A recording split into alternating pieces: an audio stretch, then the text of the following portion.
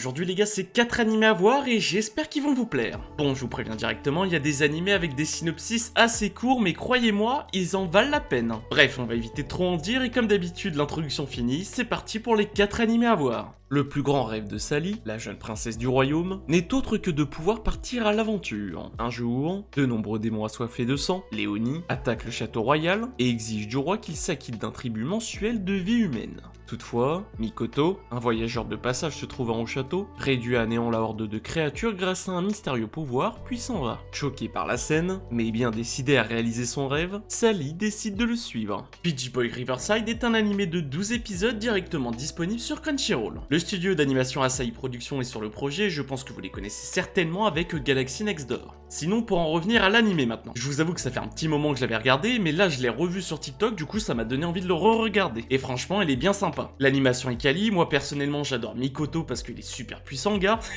et l'histoire est bien sympa aussi, du coup bah j'étais obligé de vous le présenter les gars. Donc si vous l'avez toujours pas vu ou que vous hésitez encore, n'hésitez pas et foncez.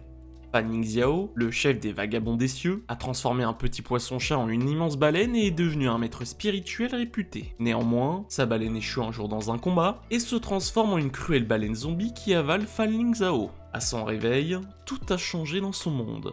The All Devouring Whale est un anime en cours de parution avec 5 épisodes de disponibles sur 12 de prévus que vous pourrez retrouver directement sur ADN. Ah oui, et je préfère vous prévenir, c'est un anime chinois avec que de la VO et il n'y a pas de VJ ni de VF. Du coup, moi j'aime bien et vous, je sais pas.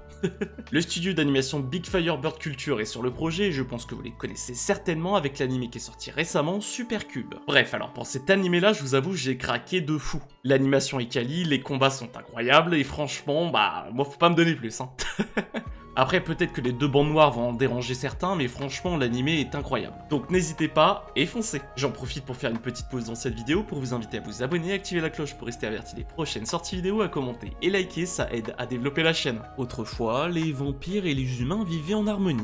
Nous suivons le périple de Momo, une jeune fille voyageant à travers le monde aux côtés de Finn, la reine des vampires. Ensemble, ils sont à la recherche de Eden, un paradis sur Terre où elles pourront vivre enfin en paix, tandis que partout ailleurs, la guerre entre humains et vampires ne cesse de faire des ravages. Vampire in the Garden est un animé de 5 épisodes directement disponible sur Netflix. Wit Studio est à l'animation et je pense que vous les connaissez certainement car ils ont déjà travaillé sur Vinland Saga ou encore Usama Ranking.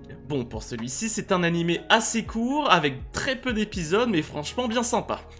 Personnellement, même si c'est 5 épisodes, j'ai adoré les regarder. Les personnages, l'animation et l'histoire, franchement c'est banger, du coup j'étais obligé de vous en parler. Et en plus, si je me souviens bien, il y a bien quelqu'un qui m'en avait parlé en commentaire il y a un petit moment, mais du coup voilà, si tu te reconnais. Bref, en tout cas, si vous savez pas quoi regarder les gars, allez-y les yeux fermés. Pas trop, faut quand même regarder l'animé, hein.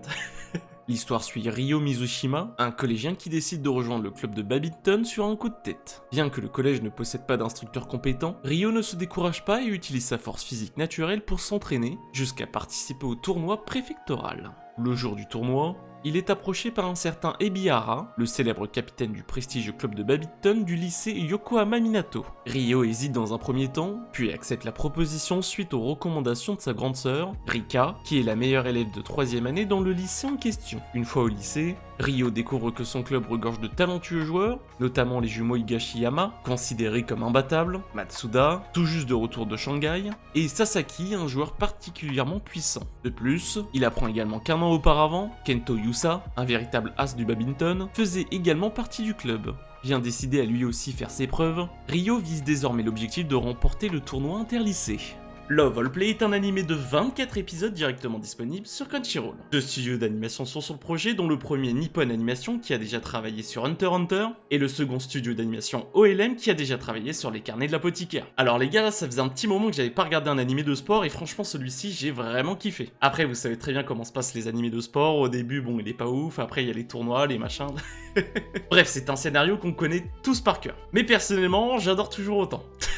Sinon l'animation, les personnages sont assez quali, et je pense que vous verrez pas les 24 épisodes passer en une seule soirée. Enfin, peut-être, hein, après j'abuse. Bref, en tout cas, si vous cherchez un animé de sport, cet animé est fait pour vous, du coup n'hésitez pas et foncez. Les 4 animés à voir, c'est fini pour aujourd'hui. J'espère que j'ai présenté ton animé préféré ou une petite pépite que tu voulais voir. Et comme d'habitude, on se retrouve vendredi prochain à 16h, c'était Marathieu. Ciao ciao.